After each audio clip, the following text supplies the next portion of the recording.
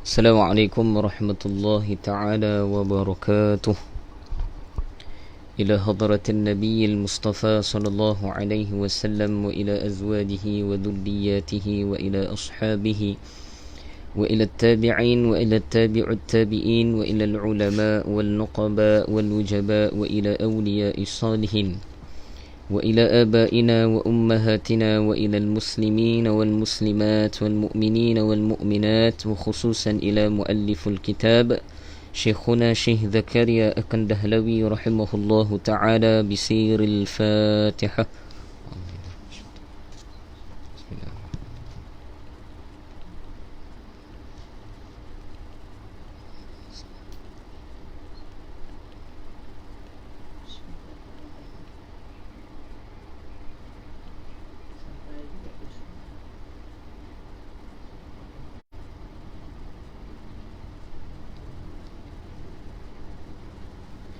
إن الحمد لله نحمده ونستعينه ونستهديه ونستغفره ونؤمن به ونتوكل عليه ونعوذ بالله من شرور أنفسنا ومن سيئات أعمالنا.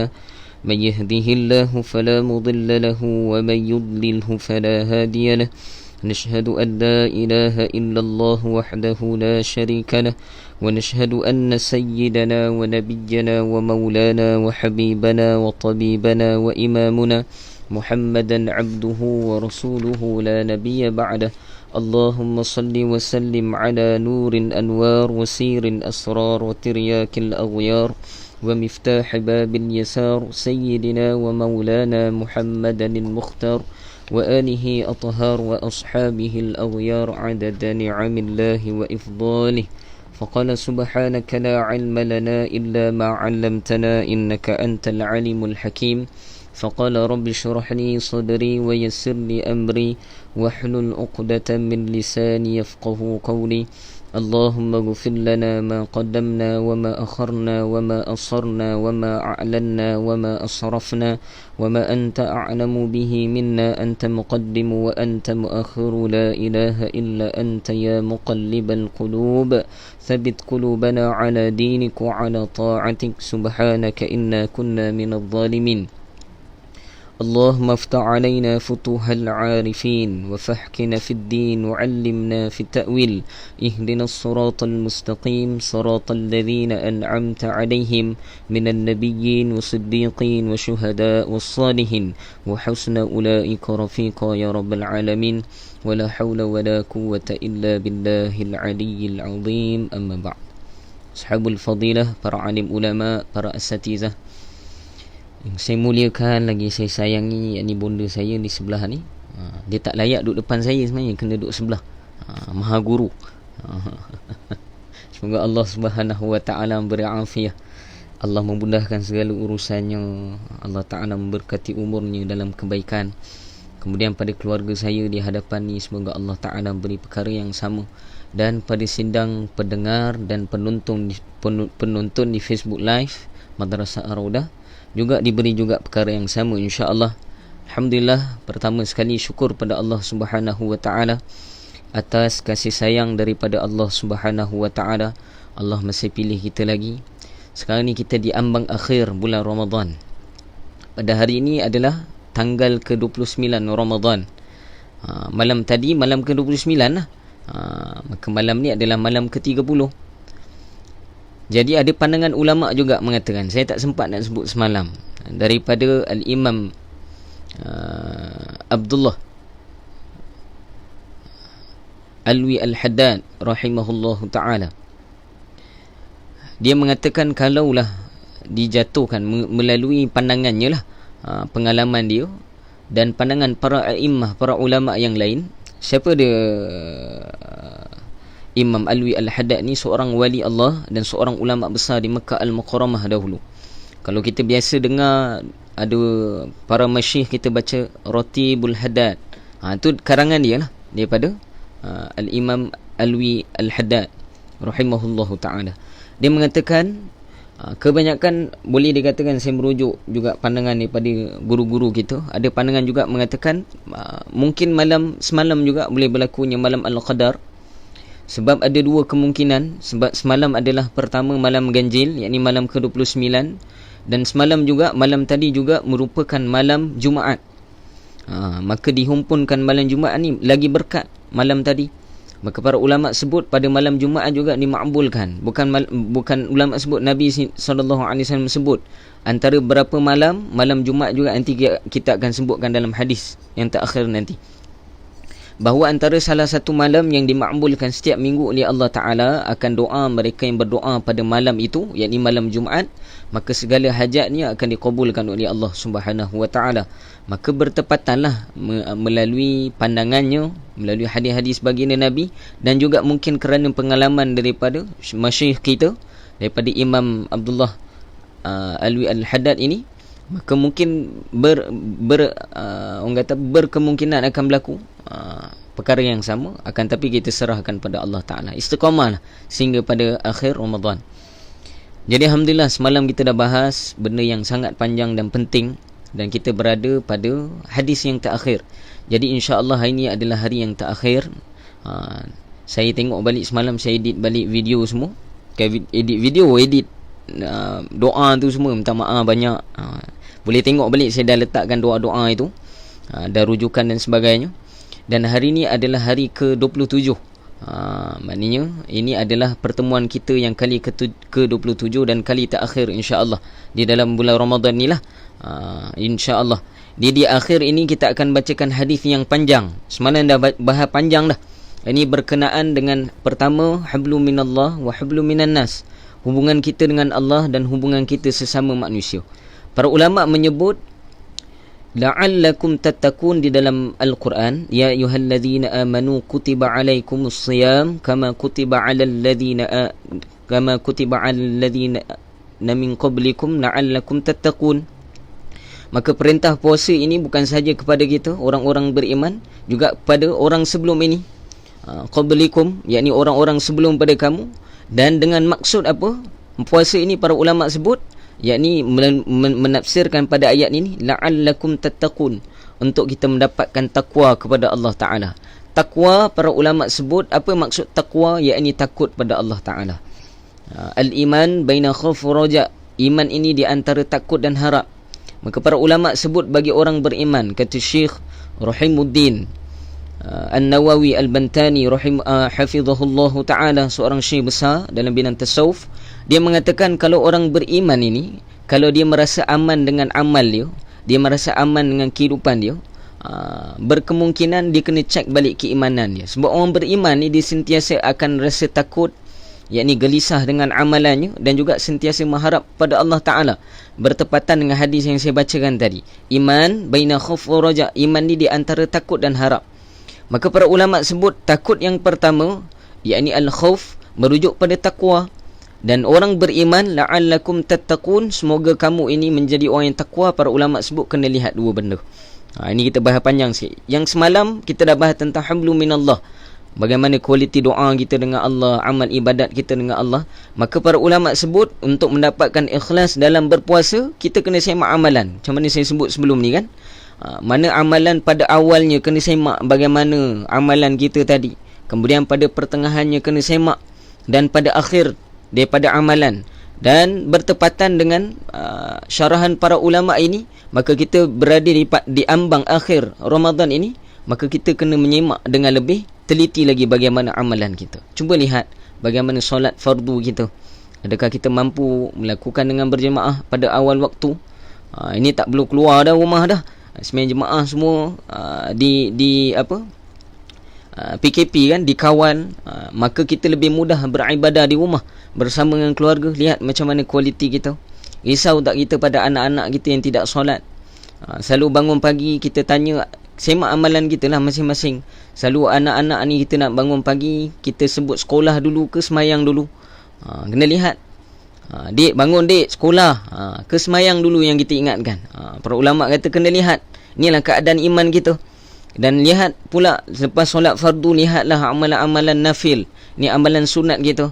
Bagaimana sunat rawatib kita. Sunat rawatib ni apa? Sunat qabliyah dan ba'diyah, yang menjaga ataupun di antara solat fardu. Dan para ulama sebut solat sunat yang paling afdal adalah solat sunat rawatib.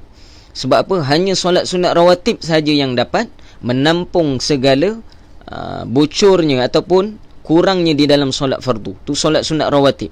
Sehingga ada dalam riwayat dan kitab itu sahabah, baginda Nabi SAW pernah mengqada solat sunat rawatib. Bukan saja fardu, qada solat sunat rawatib sebab tak sempat. Ini ada pandangan ulama dalam beberapa riwayat. Maka para ulama sebut selepas sunat rawatib perlu kita lihat bagaimana solat tahajud kita. Bukan solat terkejut, solat tahajud. Para ulama sebut orang yang jaga tahajud ini, Allah Ta'ala akan beri, yang pertama sekali apa yang Allah Ta'ala akan beri pada dia, Allah akan mudahkan setiap urusan dia akan buat. Dan tanda mereka yang istiqamah dengan tahajud, para ulama sebut setiap apa yang dia buat mesti jadi. Itu orang yang istiqamah dengan tahajud. Sehingga baginda Nabi SAW maklum dalam hadis yang lebih kurang mafhumnya, kalaulah tidak berat ke atas umatku, nescaya aku wajibkan tahajud ni. Dan para Nabi-Nabi mereka wajib bertahajud.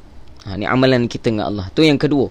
Yang ketiga, para ulama sebut lihat bagaimana solat duha kita. Berapa rakaat buat.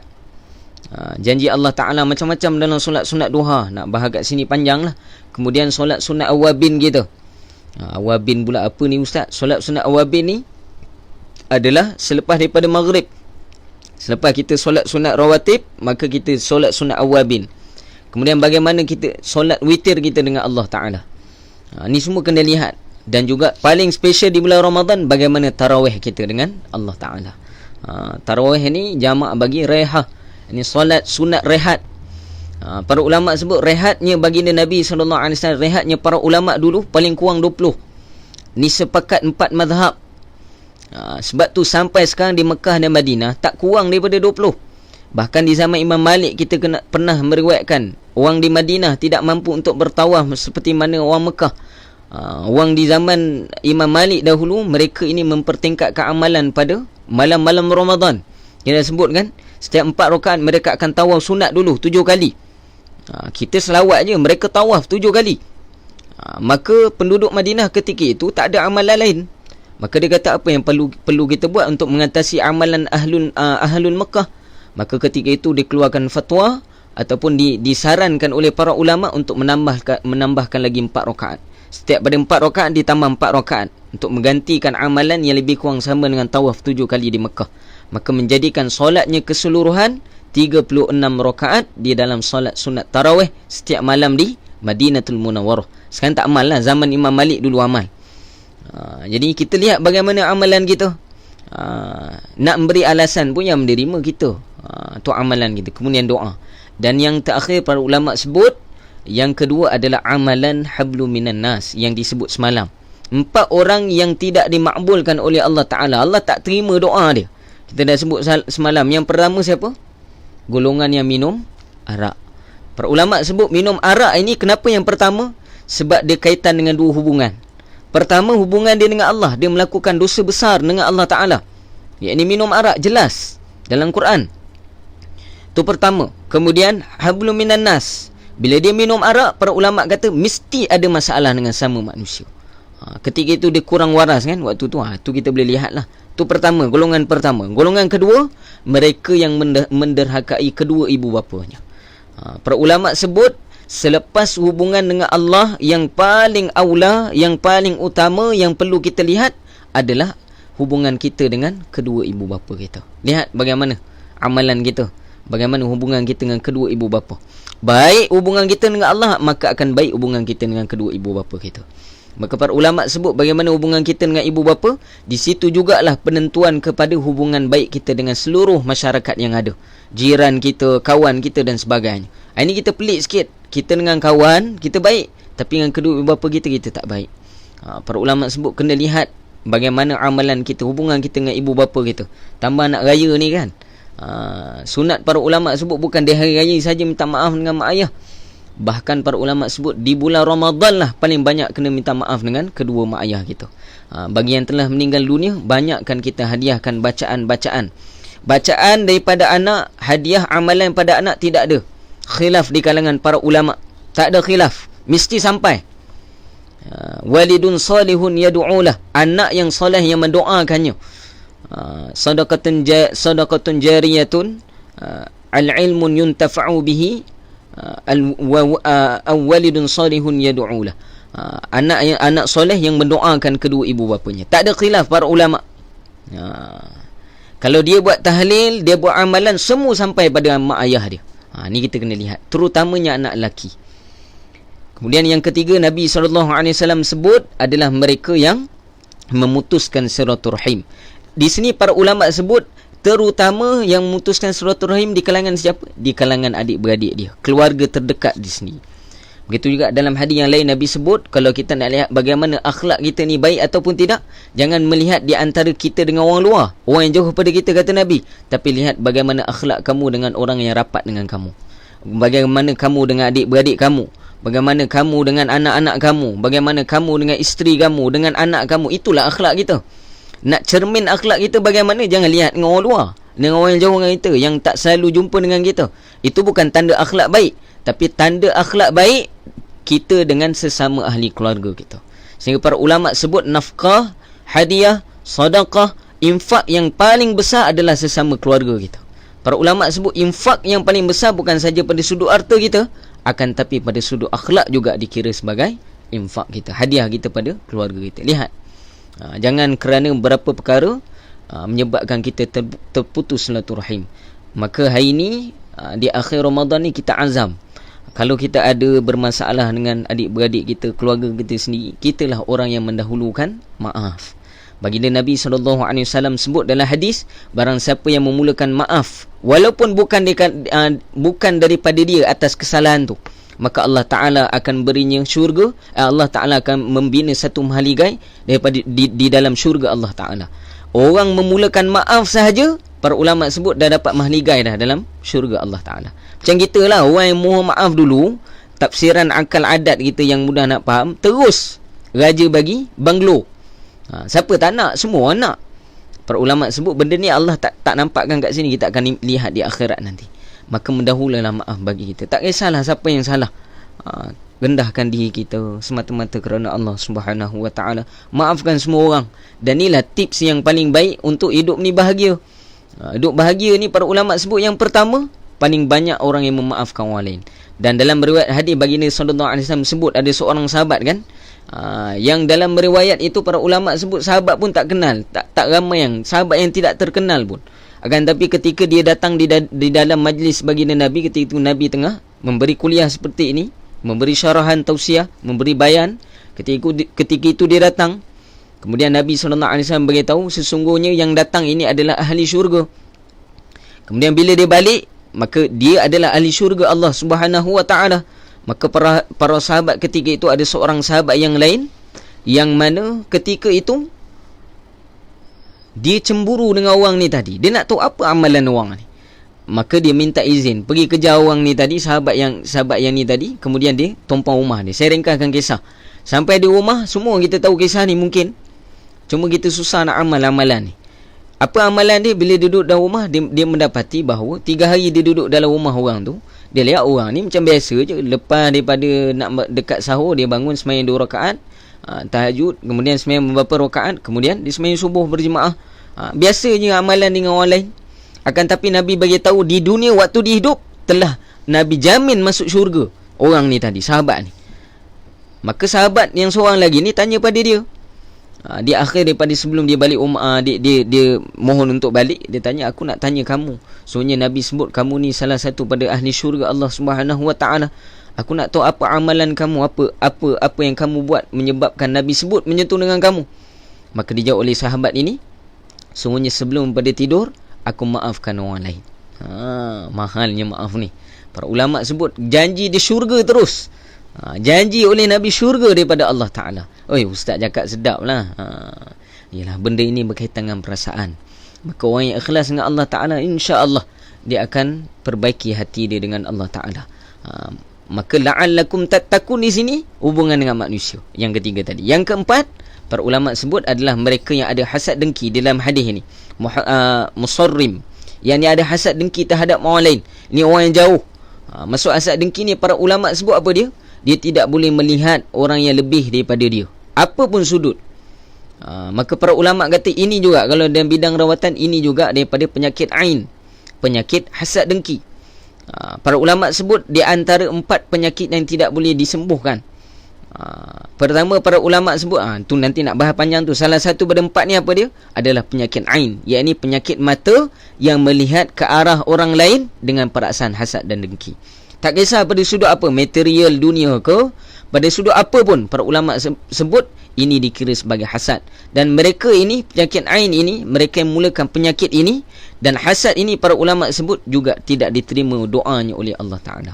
Maka kalau di dalam bulan Ramadan Allah tak terima, bagaimana doa selain pada bulan Ramadan? Tu tamsilan, misal yang kita boleh letakkan. Bulan Ramadan kita tahu Allah nak makbulkan doa kita. Akan tapi 4 golongan ni Nabi sebut Allah tak makbulkan. Sebab apa? Bila Nabi sebut, maka perkara tadi adalah penting. Perkara tadi adalah penting. Kita bila Nabi sebut, kita kena ambil perhatian. Para ulama sebut, kata almarhum Syekh Al-Musnid Uzairan Taifi Abdullah rahimahullah ta'ala, dia kata, kita ni dengan Nabi kena rasa macam mana kita dengan doktor. Kita dengan doktor, bila kita sakit, kita jumpa doktor pakar, doktor tu cakap suruh bedah ini, kita ikut sahaja. Padahal doktor ni dah belah perut kita, katakan sakit perut, belah perut kita ni, belah perut, buat sakit kat kita. Selepas dah jahit balik, kemudian kita siap ucap terima kasih walaupun melakukan kesakitan pada kita. Sebab ketika itu kita tak nampak dia ni menyakitkan kita, akan tapi dia mendatangkan kebaikan pada kita. Begitu juga kita kena rasa kepada Rasulullah sallallahu alaihi wasallam. Setiap apa yang Nabi sebut, semuanya datang kebaikan pada kita. Dan bahkan para ulama sebut inilah bantuan yang akan bantu kita di akhirat nanti. Hablu minallah wa hablu minan nas. Maka jagalah kedua-dua hubungan ni. Para ulama sebut kita akan bahagia dunia dan akhirat. Kemudian yang akhir, di bahagian akhir pada hadis ini, baginda sallallahu alaihi wasallam menceritakan tentang malam Aidul Fitri. Malam Aidul Fitri. Bila malam Aidul Fitri, Ustaz? Semudah nak cakap hari Sabtu nanti. Sabtu malam tu, itulah malam Aidul Fitri. Kita baca dulu dalam hadis. Qala musannif rahimahullahu ta'ala, nafa'ana bihi wa bi'ulumihi fid daraini amin, ila anqal. Apabila tiba malam hari raya Aidul Fitri, maka malam itu disebut di langit sebagai Lailatul Jaizah. Ni yang kita dah sebut sebelum ni. Ada 2 malam special dalam bulan Ramadan. Pertama yang paling special, Lailatul Qadar. Yang kedua adalah Lailatul Jaizah. Apa dia? Malam pengurniaan hadiah daripada Allah Ta'ala. Malam anugerah cemerlang. Penduduk langit tak kenal malam Aidul Fitri. Para ulama sebut, akan tapi dari riwayat mengatakan mereka mengenal dengan malam ini penganugerahan hadiah daripada Allah Ta'ala kepada umat Rasulullah sallallahu alaihi wasallam. Kita baca dulu riwayat. Pada pagi hari raya itu, Allah Ta'ala menghantar para malaikat ke setiap tempat. Malam ini para ulama sebut sunat bagi kita untuk berjaga malam macam mana kita berjaga malam untuk mencari malam Al-Qadar. Para ulama sebut ini juga malam yang special dan kita payah untuk cari malam ni. Payah untuk kita ibadat. Sebab apa? Malam ni lah kita nak buat apa? Macam kita sebut sebelum ni, malam ni lah nak masuk kuih dan balang, nak tukar langsir, semua last minute nak buat. Pada malam inilah para ulama sebut malam yang diturunkan juga secara khusus para malaikat untuk mengaminkan doa-doa yang mereka berdoa pada malam Lailatul Jaizah ini. Dan doa pada malam ini, kata para ulama, kalau tak mampu, kita tak tahu malam Al-Qadar bila Allah tetapkan. Akan tapi pada malam Lailatul Jaizah, jelas dalam hadis Nabi sebut bahawa malam sebelum hari raya tadi, esoknya hari raya pagi tu, maka malam itu tak ada tarawih hari Sabtu malam tu, insya-Allah lah kalau yang hari raya. Yang pasti jangan gaduh-gaduh Ahad ke Isnin ke Sabtu, jangan gaduh. Yang penting raya kita 1 Syawal. Yang penting satu Syawal. Jarang 2 Syawal raya. 1 Syawal insya-Allah raya. Para ulama sebut pada malam 1 Syawal tadi, maka itulah disebut dengan malam Lailatul Jaizah. Dan malam inilah para ulama kata kalau telah disebut oleh Nabi dengan terang, maka sangat rugi kalau kita tak ibadat juga pada malam ini. Dan pada pagi hari raya itu Allah Ta'ala menghantar para malaikat ke setiap tempat. Maksud di sini apa? Setiap daripada penjuru tempat itu adanya malaikat Allah Subhanahu wa Ta'ala. Lalu mereka turun ke bumi dan berdiri di muka-muka jalan dan lorong. Mereka akan duduk di setiap lorong-lorong daripada rumah kita, ataupun di setiap daripada kawasan rumah kita adanya malaikat yang akan berdiri. mereka akan menyeru dengan suara yang boleh didengari oleh semua makhluk Allah Ta'ala selain daripada jin dan manusia. Malaikat ni akan bercakap sesuatu pada pagi raya ni. Para ulama sebut semua makhluk akan dengar. Semua makhluk akan dengar. Sebab tu bila kita pagi raya ni, kita akan rasa lain sikit keseronokan dia, rasa sedih lain sikit, rasa simpati lain sikit. Para ulama sebut sebab apa? Banyak malaikat yang telah ada di jalan-jalan untuk melihat mereka yang akan keluar sembahyang raya. Nanti kita akan sebut dari riwayat ni. Dan para ulama sebut malaikat ini setiap daripada makhluk Allah selain pada jin dan manusia akan lihat dan akan dengar apa yang disebut oleh malaikat ini, kecuali kita dan juga para jin. Mereka berkata, wahai umat Muhammad, dengar betul-betul apa yang malaikat ni sebut. Wahai umat Muhammad sallallahu alaihi wasallam, keluarlah kepada Tuhan yang Maha Pemurah, yang mengurniakan dengan banyaknya dan yang mengampuni dosa-dosa besar. Ni perkataan dia. Wahai umat Muhammad, keluarlah pada pagi raya ni. Pergi mana keluar ni? Bukan sahaja kita pergi beraya rumah orang, tapi para ulama sebut keluar untuk menunaikan solat hari raya Aidul Fitri. Bagi kita PKP ni tak dapatlah kita solat kan, kecuali yang mana ada SOP yang ditetapkan oleh kerajaan, kita kena taat. Maka kita buatlah solat sunat Aidul Fitri di rumah kita. Maka setiap pada ketua keluarga kena buat. Para ulama sebut walaupun tak keluar rumah, duduk dalam rumah pun dapat doa daripada malaikat ni. Kemudian apabila mereka tiba di tempat sembahyang raya, kalau kita adakan sembahyang raya di rumah kita, maka mereka akan tiba juga di dalam rumah kita. Allah Ta'ala akan bertanya kepada para malaikat, apakah balasan bagi seorang pekerja yang telah menyempurnakan kerjanya? Maksud pekerja di sini para ulama sebut apa? Mereka yang berpuasa. Apakah yang sepatutnya dapat bagi mereka yang berpuasa ini? Selepas habis mereka berpuasa, para malaikat akan berkata, wahai Tuhan dan pemilik kami, balasannya ialah disempurnakan ganjarannya. Lalu Allah Ta'ala berfirman, sesungguhnya aku menjadikan kamu, wahai malaikat, sebagai saksi. Wahai malaikatku, sesungguhnya aku menjadikan keredaan dan keampunanku sebagai pahala puasa bulan Ramadan dan ibadat malam mereka. Janji Allah redha. Redha ini tak di jalan lain, syurga Allah Ta'ala. Orang yang diredai oleh Allah Ta'ala atas muka bumi, para ulama sebut semua benda akan dimudahkan oleh Allah Ta'ala. Janji bagi mereka yang berpuasa, maka di pagi raya akan disebut pada mereka ini akan dimakbulkan segala doa dan juga diberikan redha daripada Allah Ta'ala. Dan siapa menjadi saksi pada perkataan Allah Ta'ala tadi? Para malaikat yang melihat kita di atas muka bumi ni. Allahu Akbar. Lalu Allah Ta'ala berfirman, sesungguhnya aku menjadikan kamu sebagai saksi, wahai malaikatku, sesungguhnya aku jadikan keredaan dan keampunanku sebagai pahala puasa bulan Ramadan dan ibadat malam mereka. Allah Ta'ala akan berkata lagi, wahai hamba-hambaku, pohonlah daripadaku demi kemuliaan dan keagunganku. Kamu tidak memohon sesuatu daripadaku pada hari ini, iaitu dalam perhimpunan kamu ini untuk kepentingan akhirat, melainkan aku pasti akan menunaikannya. Itu pertama.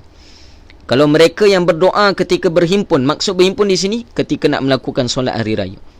Mereka yang datang awal untuk doa pada awal sebelum hari raya, mereka yang bersiap untuk hari raya dengan mandi sunat dan sebagainya, maka bila mereka pergi pada rumah Allah Ta'ala ini, masjid atau mendirikan di rumah sekarang ni, musim PKP ni, mereka bersiap. Kemudian sebelum daripada sembahyang mereka berdoa pada Allah Ta'ala. Maka Allah Ta'ala kata, kalau minta perkara akhirat, maka niscaya Allah akan bagi. Di sini apa Ustaz nak doa? Doa yang pertama macam saya sebut semalam, doa mati baik. Esok kita tak tahu kita ni mati celah mana.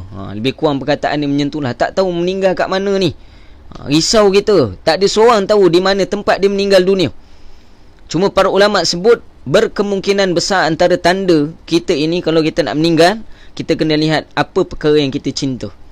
Para ulama sebut mereka yang cinta pada suatu perkara, maka dia akan mati dalam keadaan macam tu.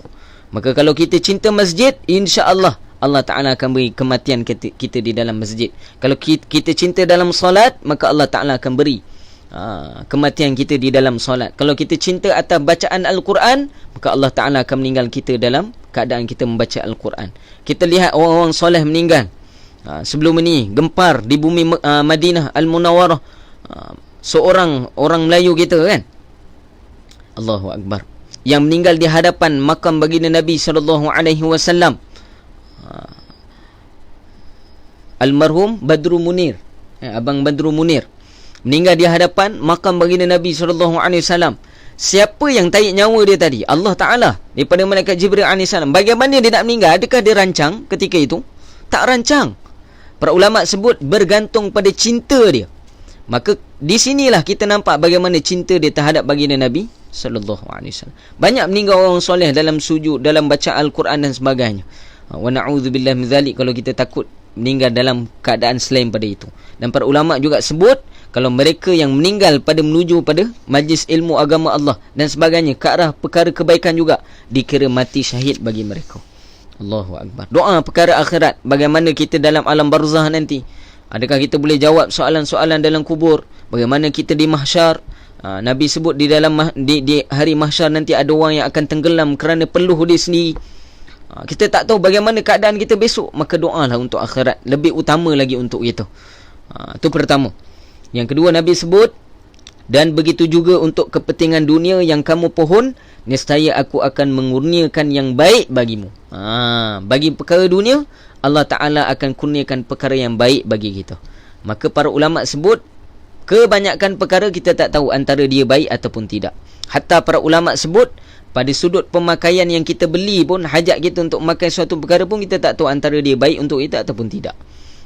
Yang kita tahu sedap mata kita je nak tengok. Ni perkara dunia lah. Para ulama sebut Allah Ta'ala akan beri, kalau kita mohon perkara dunia, perkara yang baik untuk kita. Itu yang kedua. Kemudian, Allahu Akbar, demi kemuliaanku aku akan tutupkan keaiban-keaibanmu selama mana engkau mengingatiku. Allahu Akbar. Demi kemuliaan dan keagunganku, tidaklah aku akan menghinakan kamu, dan tidak juga aku akan memalukan kamu di kalangan orang-orang yang berdosa, yakni dan orang-orang kafir. Maksud dia, para ulama sebut, mereka yang beramal pada malam Aidul Fitri ini, dan juga pada pagi hari raya ni banyak berdoa pada Allah Ta'ala dengan berkat puasanya. Maka para ulama sebut di akhirat nanti, khususnya bila kita menghadap Allah nanti di Yaumil Mahsyar, Allah akan tutup aib kita. Para ulama sebut di mahsyar ni kita takut, setiap daripada aib kita Allah akan buka satu persatu. Setiap pada dosa apa yang kita buat, walaupun sebesar zarah. Dan para ulama sebut, di hadapan Allah Ta'ala semua daripada kita akan malu, tunduk malu. Dan para ulama sebut, kalau dibukakan setiap amalan kita di muka bumi, para ulama sebut malunya kita bagaimana. Bukan saja pipi kita ni merah, para ulama sebut akan gugur setiap pada pipi-pipi kita. Malunya kita ini bukan saja kita akan gigit kuku kita, kita akan gigit kulit, lepas kuku kulit, lepas kulit isi, lepas isi sampai dah tulang. Sebab apa? Kita takutkan terhadap keaiban-keaiban kita bila Allah Ta'ala bukakan. Maka para ulama sebut, bagi mereka yang beribadat dengan penuh pada bulan Ramadan, dan khusus pada malam Lailatul Jaizah ni, antara fadilat yang Allah Ta'ala akan berikan apa dia? Allah Ta'ala akan tutup aib kita. Para ulama sebut, Allahu Akbar, ni nikmat paling besar. Dan para ulama di dalam hadis ni juga, para ulama sebut pada membahaskan pada mereka yang istiqamah dengan amalan puasanya, kemudian dia bangun pada malam Lailatul Jaizah ini, maka Allah Ta'ala juga tidak akan memalukan kita di hadapan orang-orang yang berdosa. Allahu Akbar.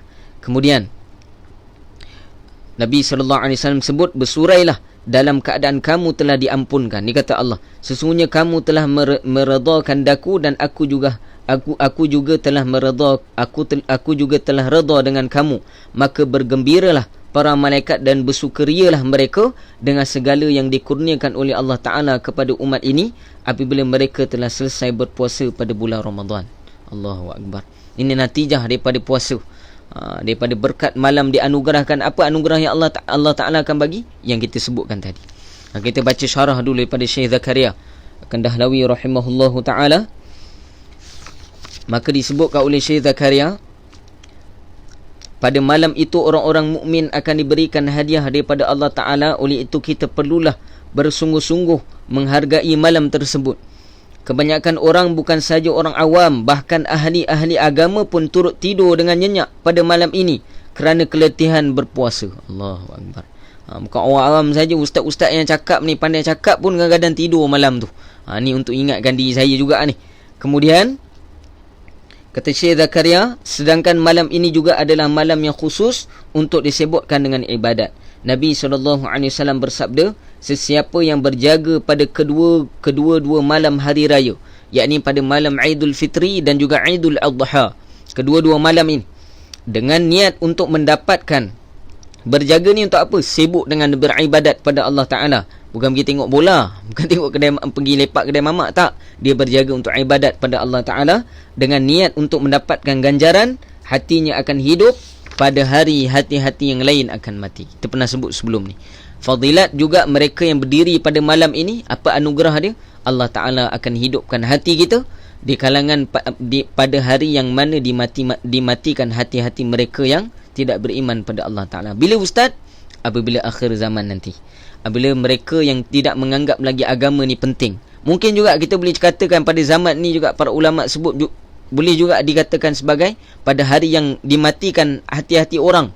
Maksud dia dimatikan hati-hati ni, maksud dia apa? Dimatikan daripada rasa kenikmatan dalam agama Allah Ta'ala. Ini kita lihat bagaimana kita dengan agama. Kadang-kadang kita lihat orang pakai serban pun kita kata, ini kolot ni. Orang pakai sugi kan, pakai sugi gigi. Sekarang dah ada buru gigi ni, buat apa pakai sugi? Ni semua orang pengotor dan sebagainya. Macam-macam perkataan kita sebut. Ada orang pakai jubah. Saya pergi jubah. Pakai jubah pergi ke ACC. Ada sekali itulah nak repair telefon saya. Waktu tu saya pakai jubah, pakai kain. Ada orang tersempak dengan saya, dia tegur saya lah, Assalamualaikum. Dia kata, asal dari mana? Saya kata, asal daripada sini lah bang. Oh pakai macam ni je, dia kata pergi ke ACC pakai macam ni je, dia kata. Pakai jubah dengan pakai kain ni, dia kata. Jadi macam pelik pula amal sunnah ni. Para ulama sebut di akhir zaman akan jadi macam tu. Mereka yang pakai serban, pakai jubah, amalan agama akan nampak sempit. Mereka yang belajar ilmu agama Allah Ta'ala akan dituduh, ni esok rezeki ni diorang nak makan apa ni Ustaz? Mereka yang belajar hafiz Quran, para ulama sebut, kalaulah orang yang tidak beriman pada Allah pun Allah Ta'ala bagi makan. Kalau orang yang hafal Quran, takkan Allah tak boleh bagi makan bagi dia? Allah maha kaya. Kita sahaja yang logik adat kita ni tak boleh faham perkara ni. Dan lemahnya keyakinan kita pada Allah Ta'ala. Dan pada hari yang dimatikan hati-hati mereka ni pada agama, maka Allah Ta'ala akan hidupkan hati kita, insya-Allah, bagi mereka yang istiqamah beribadat pada malam ini. Maka kena doa dengan Allah Ta'ala, semoga Allah Ta'ala pilih kita, Allah beri kekuatan bagi kita untuk beribadat pada malam Lailatul Jaizah ni, insya-Allah. Wallahu ta'ala a'lam. Antara perkara yang sangat digalakkan pada pagi hari raya, malam kita dah ibadat pada Allah Ta'ala, maka disunatkan sebelum pada kita sembahyang raya tadi, untuk kita, Allahumma salli ala Muhammad, untuk mandi sunat hari raya Aidul Fitri. Maka para ulama sebut mereka yang mandi sunat hari raya Aidul Fitri dalam beberapa riwayat hadis akan diampunkan dosa-dosanya yang telah lalu, ataupun diampunkan dosa-dosa walaupun di celah-celah bulu roma dia. Ada berapa riwayat, banyak riwayat tentang fadilat mereka yang mandi sunat Aidul Fitri. Kemudian para ulama sebut kita semayanglah secara berjemaah. Maka yang boleh berkhutbahlah. Syarat berkhutbah bagi Aidul Fitri tak perlu 40 orang tu, boleh rujuk nanti dengan majlis, dengan jawatan kuasa fatwa negeri masing-masing bagaimana galakkan. Kalau tak mampu, cukup untuk kita semayang sunat hari raya sahaja. Maka sangat digalakkan oleh para ulama untuk kita adakan, sebab para ulama sebut hari raya Aidul Fitri khusus bagi umat Muhammad ini. Apabila mereka bertakbir di dalam solat sunat hari rayanya, maka setiap daripada takbir di dalam qiyamnya itu akan disahut oleh para malaikat dengan sebutan yang sama seperti mana mereka sebut di dalam solat hari raya mereka. Special bagi mereka yang berada pada hari raya Aidul Fitri. Maka banyakkan galakkan dalam diri kita ini lebih banyak beramal pada malam takhir, kemudian di pagi hari raya Aidul Fitri. Dan para ulama juga sebut paling banyak yang perlu kita ada di dalam perlu kita banyakkan di hari raya Aidul Fitri ini apa? Yang paling banyak adalah permohonan maaf di antara satu sama lain. Maka doa masnun, doa harian yang kita akan kongsikan pada hari ini adalah doa yang diajarkan oleh baginda Nabi SAW. Doanya panjang, tapi yang sangat digalakkan oleh Nabi, apa dia, bila kita jumpa dengan orang, maka kita banyakkan doa. Saya sambil ikut saya boleh? Bismillahirrahmanirrahim. Bila jumpa dengan orang, taqabbalallahu minna wa minkum, tu pun cukup dah. Taqabbalallahu minna wa minkum. Semoga Allah Ta'ala menerima kami dan menerima kamu semua, insya-Allah. Kita yang mendengarkan mereka berkatakan dengan doa ini, mentuturkan doa ini pada kita, maka kita juga kena jawab minna wa minkum taqabbal ya karim. Macam pernah dengar ustaz doa ni? Ya, selalu kita dengar bila? Selepas pada solat kita ataupun selepas pada doa kita kan. Imam kata taqabbalallahu minna wa minkum taqabbal ya karim. Selalu kita dengar macam tu kan. Para ulama kata sunnah kita sebutkan ketika pagi raya. Maka disebutkan kalau tak mampu jumpa orang, jumpa sesama kita, ahli keluarga kita, banyakkan sebut taqabbalallahu minna wa minkum taqabbal ya karim. Maka di akhir daripada kuliah saya ini, kuliah terakhir ni, pertama sekali saya nak mohon maaf daripada hujung serban saya ni. Ustaz dia panggil hujung serban sebab saya panggil serban. Hujung serban saya ni sampailah hujung kaki saya. Sama ada hujung kaki yang depan kuku saya ataupun hujung kaki yang belakang tumit saya ni, saya mohon keampunan daripada semua yang mendengar ataupun semua yang mengenali saya terhadap apa-apa perkataan yang mungkin mengguriskan hati ketika saya menyampaikan, terutama dalam penyampaian saya lah, ataupun pada sudut perilaku saya, ataupun pada sudut akhlak saya. Mungkin saya tidak perasan, saya tidak dapat menunaikan hak dengan sempurna, maka saya mohon maaf daripada hati saya. Maka tolong maafkan saya, dan juga saya wakil pada keluarga saya, terutama pada bunda saya Puan Zabiah, dan juga isteri saya ini Nurul Nadia. Maka kami sekeluarga memohon maaf pada semua, insya-Allah. Semoga Allah Ta'ala menerima amalan saya, amalan kami, dan juga amalan kita semua, insya-Allah. Dan yang kedua, saya mengucapkan ribuan terima kasih dan juga penghargaan kepada Madrasah Ar-Raudah kerana istiqamah dalam menjalankan kuliah walaupun di musim PKP ni. Ni satu perkara yang sangat baik. Bahkan pula kita buat lepas subuh, alhamdulillah ada juga yang tengok lah. Mungkin mujahadah sikit. Maka saya ucapkan terima kasih banyak dan tahniah kerana istiqamah dalam membantu orang lain dalam menuntut ilmu agama Allah Subhanahu wa taala. Walaupun saya bukan orang yang layak untuk menyampaikan ilmu agama Allah Taala, ataupun saya berkongsikan ilmu ini, saya bukan layak. Akan tapi saya berterima kasih kepada pihak jawatan kuasa Madrasah Ar-Raudah, terutamanya pada pengurusi Tuan Haji Zul dan juga jawatan kuasa dan seluruh jemaah yang ada, terutama ni Umi Su saya ni, update setiap kali dalam grup kuliah saya ada, kuliah saya subuh ni ada. Terima kasih banyak. Semoga Allah Ta'ala membalas setiap daripada kita punya ibadat ini dan juga pengorbanan kita untuk kita duduk dalam majlis ilmu ini, dengan Allah memberikan kita kefahaman di dalam agama Allah Subhanahu wa taala. Itu saja pada saya mohon maaf atas terkasar bahasa. Saya ulang balik ni, dan apa sahaja penyampaian saya yang mungkin mengguris hati dan di dalam kekurangan penyampaian saya ni, saya mohon maaf. Jadi apa yang baik kita dengar sepanjang 27 kali kita bersiaran secara live di dalam Facebook live ni, Madrasah Ar-Raudah ni, semoga Allah Ta'ala memberikan kefahaman kepada kita. Allah berikan kita kekuatan untuk kita amalkan setiap pada hadis baginda Nabi SAW melalui syarah daripada Syekh Zakaria kita ni, dan semoga Allah Ta'ala menerima setiap amalan kita. Wallahu Ta'ala a'lam. Itu saja pada saya, insya-Allah. Amin, insya-Allah. Wa iyyakum insya-Allah bil khair. Terima kasih banyak bagi yang sudi mendengar celoteh saya pagi ni. Ustaz saya tengok ni, Ustaz Muaz. Salam Ramadan Ustaz, moga mudah urus. Amin, insya-Allah. Terima kasih Ustaz sudi lihat ni. Dan juga semualah pada mereka yang sudi melihat, terima kasih banyak, dan moga kita istiqamah insya-Allah selepas daripada ini, insya-Allah. Wallahu taala a'lam. Tengok muka sini ni dia jadi gugup pula. Kalau ada orang, insya-Allah boleh kot. Wallahu taala a'lam. Tu saja pada saya, insya-Allah. Bismillahirrahmanirrahim. Alhamdulillahi Rabbil Alamin. Wassalatu wassalamu ala ashrafil anbiya'i wal mursalin Sayyidina wa maulana Muhammadin wa ala alihi wa sahbihi ajma'in. Allahumma ighfir lana dhunubana wa liwalidina warhamhum kama rabbawna saghara wa jami'al muslimina wal muslimat wal mu'minina wal mu'minat al ahya minhum wal amwat bi rahmatika ya arhamar rahimin. Allahumma inna nas'aluka ridhaka wal jannatul firdaus ma'a rasulillahi sallallahu alaihi wasallam wa na'udzu bika min sakhatika wan nar. Allahumma innaka 'afuwun karim tuhibbul 'afwa fa'fu anna wa an walidina wa jami'al muslimina wal muslimat برحمتك يا أرحم الراحمين. اللهم ربنا تقبل منا دعاءنا يا الله، وصلاتنا يا الله، وقيامنا يا الله، وركوعنا يا الله، وسجودنا يا الله، وقراءتنا يا الله، وصيامنا يا الله، وهجاتنا إنك أنت السميع العليم. وتب علينا يا مولانا إنك أنت التواب الرحيم. ربنا آتنا في الدنيا حسنة وفي الآخرة حسنة وقنا عذاب النار.